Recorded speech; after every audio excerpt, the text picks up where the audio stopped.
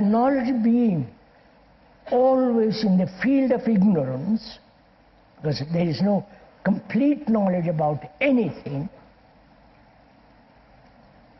including oneself, and when there is an insight from that, a limited knowledge, that insight must also be limited. So, insight we mean by that word, it is not the outcome of knowledge. Knowledge being, you can examine, say for example, all the comparative religions, the various sects, the various rituals and so on. You can examine them, study them, and come to a conclusion. Whereas, that conclusion may be rational, sane, logical, but it is based on the activity of thought, and therefore it's limited. And that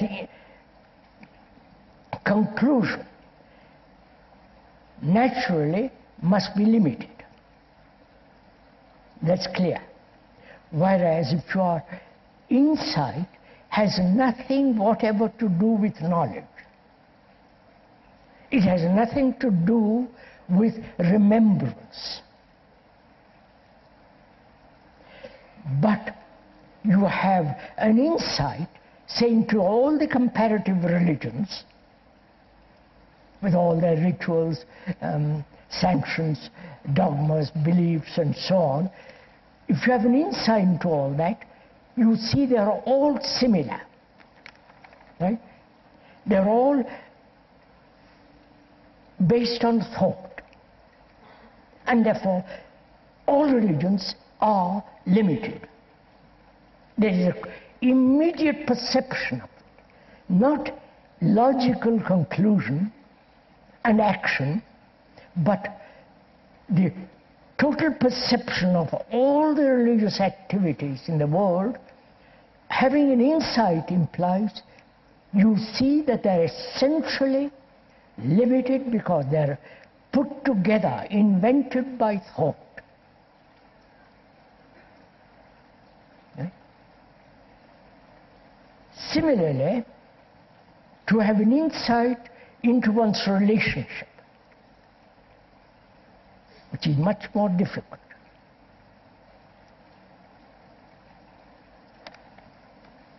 Relationship as it is now, based on images,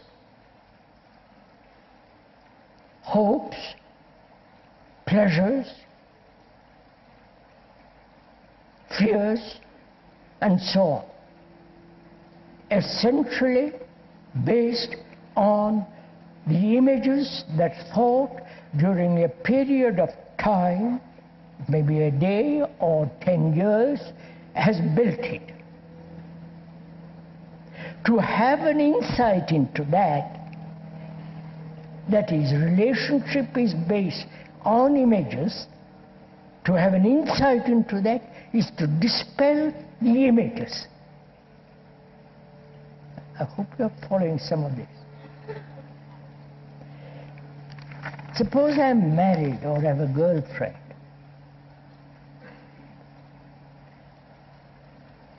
My relationship actually is based on my particular like and dislike,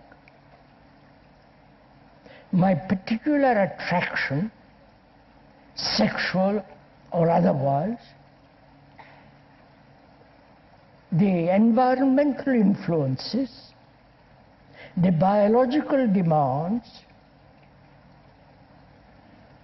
and I establish a relationship with another person based on that,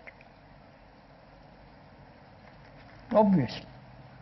And is it possible to have an insight into the whole movement of relationship,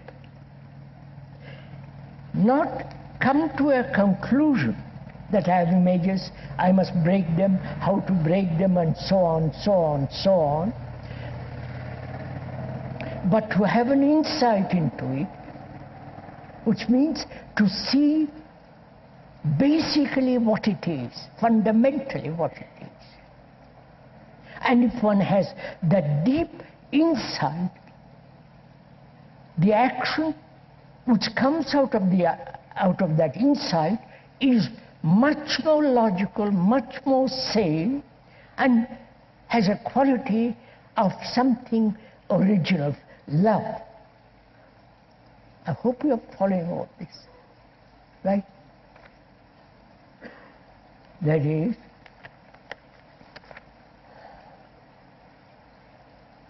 to take a very simple example, all nationalism is glorified tribalism, right?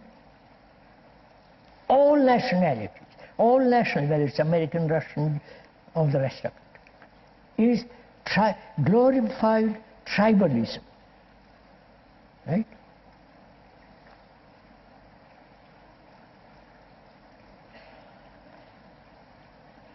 Moment you have see that is a very limited, narrow feeling which divides man. To have an insight into that is to be free from all the tribalism, right? Are you following all this?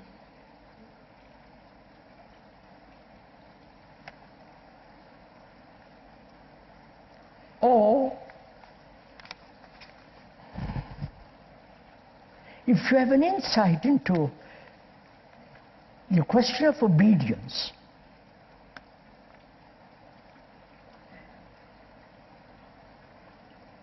and following, whether it's the obedience to a guru, to a priest, to a law, and so on,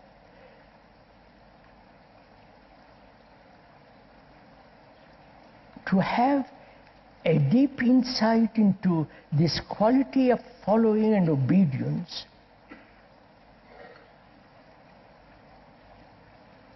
will you